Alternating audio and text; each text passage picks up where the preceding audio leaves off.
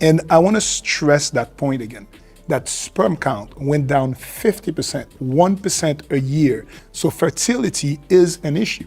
So now we got an answer. Why are we seeing this? We'll talk about the why after, but there's no questions that we're having a problem with fertility. And I just wanted to sort of make people understand 1% per year, if that was IQ, 50% drop in a population's IQ in 50 years, I mean, I think we'd be really concerned, That's wouldn't never we? thought about it like that. That's actually a very good point.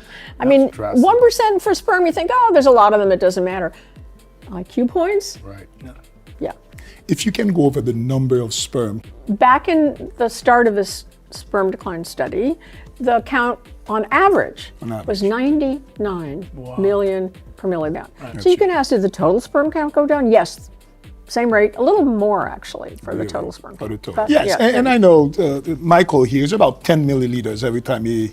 I got 28 million mobile sperms, okay?